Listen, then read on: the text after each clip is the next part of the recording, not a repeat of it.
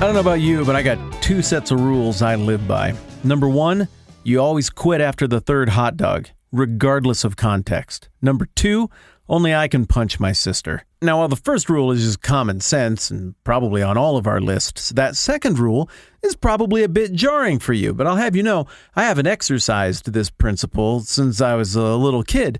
But even back then, my sister and I would get into it. We'd just punch each other sometimes because we were rivals and we were children, and children punch each other. But let me tell you what, no matter how much we fought, no matter how much we bickered, no matter how much she irritated me or disappointed me, if we go to school and I find out that you are messing with my sister, well, you and I, we're going to have a problem. And it's still like that to this day. And yes, I understand the hypocrisy of that. And no, I would never, ever, ever hit my sister or any girl ever. But you get the point. Likewise, in Matthew chapter 11, we got a deal where John the Baptist is in an incredibly difficult situation. He's got this one job to do, which is point people to Jesus and be like, hey, look at that guy. He's great. This is the one who's promised the king who's supposed to come, make the kingdom to last forever, and sit on David's throne and straighten everything out. And the blind is supposed to see, and the lame can, I got to make sure I get this straight, walk, and the mute can talk, and the dead are coming back to life, and everything is great, like in the good way of coming back to life, not in the zombie rotting flesh way. But John, despite having this one job and despite all of those things happening, is under arrest. He's facing his imminent death. He's no doubt wanting to make sure on his way out the door that he threw his energy behind the right thing. He's looking for reassurance. And John's disciples show up in front of a lot of people. Maybe John was imagining that this would be a little bit more subtle and you could just pull Jesus aside. But the text here of Matthew 11 indicates that there was a crowd there. And so they show up and they're like, well, John told us to ask. Excuse me, I'm sorry to interrupt. We're representatives of John the Baptist, the guy who wears the camel hair and he eats bugs and stuff. Yep, you guys all know the one. So, sorry, you can get back to your thing in just a minute. We just had a question for Jesus on behalf of John. Are you the one who was promised, or should he be waiting for somebody else? That's what he wanted to know. And we just needed to get an answer to that literally right now in front of all of you. And so then Jesus replies in a way that needs to point to the fact that he is the king, or it's going to mess with these crowds and confuse everybody. He can't afford to be delicate with it. And so, as we discussed yesterday, he responds like, oh, okay, since this is so urgent right now, paraphrases mine, you just go back and tell John what you're seeing here. All the things that are supposed to happen when the Messiah shows up, they are happening. And then probably the people in the crowd, as the disciples of John walked away, were like, idiot. We follow the right person. We follow Jesus. John, that was like something that was popular like a year ago. Things were so stupid back then. We're so 2008. They're so 2000 and late. But before John's disciples are even gone, Jesus flips it around in the same spirit of, hey, only I can punch my sister, which I'm against. Nobody punch your sister. You understand the illustration. I'm sure there's no punching. You can't punch your sisters at all. And it says, as John's disciples were leaving, Jesus began to speak to the crowd about John. Hey, what did you go out into the desert to see? A reed swayed by the wind? If not, what did you go out to see? A man dressed in fine clothes? No. Those who wear fine clothes are in king's palaces. Then what did you go out to see? A prophet? Yes, I tell you. And more than a prophet, this is the one about whom it is written, I will send my messenger ahead of you who will prepare your way before you. I tell you the truth. Among those born of women, there's not risen anyone greater than John the Baptist, yet he who is least in the kingdom of heaven is greater than he. From the days of John the Baptist until now, the kingdom of heaven has been forcefully advancing, and forceful men lay hold of it. For all the prophets and all the law prophesied until John, and if you're willing to accept it, he is the Elijah who was to come. He who has ears, let him hear. And if you've hung out with me for any period of time and you know the pace at which we move, there's no way we're going to break down all of that today.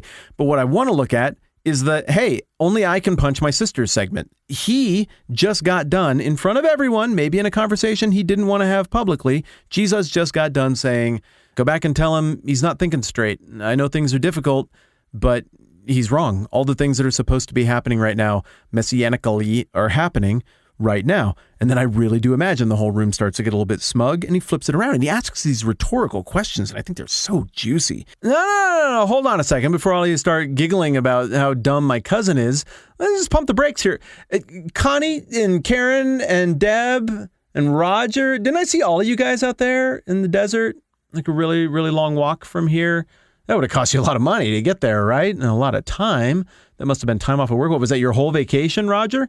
Yeah, so you hiked out there and you got baptized I mean, you seem like a pretty smart guy, Roger. You didn't drag your butt all the way out there to go and see somebody who's like a reed that gets blown this way and that way in the wind because he's fickle and he doesn't know what he's talking about and he can't read the signs for what they are. I mean, you thought he knew what he was talking about when you made that trip and when you had him baptize you, didn't you? Yeah, I see you laughing over there too, Deb. That's pretty funny, isn't it, what I just said to Roger? But Deb, you didn't go out there into the desert to see somebody dressed in fine clothes like a king, right? I mean, you didn't hike all the way across the country in the searing heat because you thought you were going out to see an authority figure who could just snap his fingers and declare things to be a certain way. You didn't go out to see somebody who was in charge of everything. You went to see someone who was subservient to things and predicting something, right? That's what you signed up for? Okay. So before we all get a good laugh, let me just say, you all knew what you were signing up for. You went out to hear from a prophet, and you heard from a prophet. And so before we give in to the temptation to start looking down our noses at my cousin who paved the way for me, let me just reset things so we don't embarrass ourselves. You all went out to see a prophet. You got a prophet. No, but I want to tell you this. My cousin John is more than a prophet. My cousin John is the one about whom it was written, I will send my messenger ahead of you who will prepare the way before you. And obviously, when Jesus says stuff like that, he's always quoting something from the Old Testament. Before we run and break down the passage that he's drawing on there, let me just real quick address the fact that I bet some of you are kind of uncomfortable with the tone that I took there with Jesus. And you're right, that is crazy, excessive paraphrasing. But I think the sarcastic nature of the tone is very present in the text. He could have cut to the chase and just been like, no, John is very important.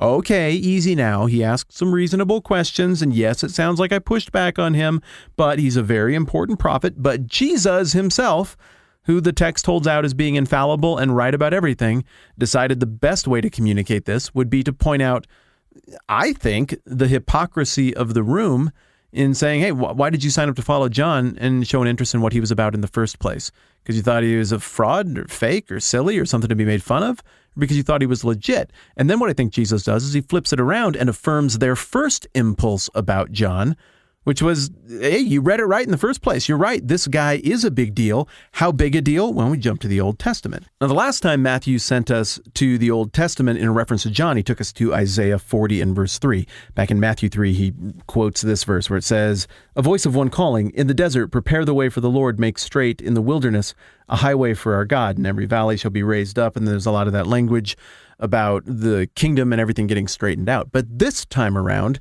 Matthew quotes Jesus not as going to the well-known passage in Isaiah chapter 40 that the audience would have really had down, but to another one that people would have remembered, which is Malachi 3. Now, for the original Jewish audience, this one would have rung a little bit differently because it draws on a later prophet, the imagery of Elijah, and likens whoever this forerunner is to that character. You can see where this is all going. Malachi 3:1. See, I will send my messenger who will prepare the way before me. Then suddenly the Lord you are seeking will come to his temple. The messenger of the covenant whom you desire will come, says the Lord Almighty. Then we skip through some stuff just because of time, and we jump over to chapter 4 on the next page in Malachi. And here it wraps up saying in verse 5, see, I will send you the prophet Elijah before that great and dreadful day of the Lord comes. He will turn the hearts of the fathers to their children, and the hearts of the children to their fathers, or else I will come and strike the land with a curse. So you got this thing that is lingering out there as that verse wraps up. You want me to read you the very next verse that happens in the Bible? Here's literally the next verse after that promise about this messenger that's supposed to come, who is in some way Elijah. The next verse is, a record of the genealogy of Jesus Christ, the son of David, the son of Abraham. Abraham was the father of Isaac, Isaac the father of Jacob, Jacob the so on and so forth. Look at that. The way the canon of the Old Testament and the canon of the New Testament mashed together is incredible. Now, admittedly, for the original audience, Matthew wasn't a book yet. The Bible, as we think of it with the New Testament, wasn't put together yet. But Malachi is the loose end that's just flapping around in the wind in all of their brains. There's something that's coming. There's a next thing. History isn't over. God isn't done with us yet. And there's some Elijah or Elijah-like character who was a pretty crazy wild man in and of itself who's going to show up and usher in the next thing. And so when Jesus, we're going to skip ahead just a little bit here, says, and if you are willing to accept it, he is the Elijah who was to come. He's completing the narrative rhyme. They all would have known it, even if they might not all have necessarily believed Jesus' correlation between John the Baptist and Elijah was true. But he rounds it out saying, hey, he who has ears, let him hear, understanding. Maybe not everybody is going to buy this, but according to Jesus, it is reality. It is truth. So we start out with a situation where John sends his disciples to ask a question. It looks like there's a little bit of division in the family ranks here. Jesus knows that they're embracing a negative view of John, and he's like, well, hold up. He is legit as a prophet. And in fact, he's the prophet of prophets. He is the completion of Elijah. And in the same way, Matthew is setting up this idea that Jesus is the new Moses, creating this new nation, this new family, this new kingdom of faith. Well, there's also apparently a new Elijah here who is pointing the way toward this truer, greater thing, and that's John the Baptist. If you've ever had a sibling and you were like, I can beat on my siblings and we can fight and roughhouse as kids, but don't anybody from the outside pick on them. I will defend them tooth and nail because I understand their value. If you get that, I think you get what's going on here in Matthew chapter 11. I'm Matt. This is the 10-Minute Bible Hour. I really appreciate you, and I look forward to doing this again soon.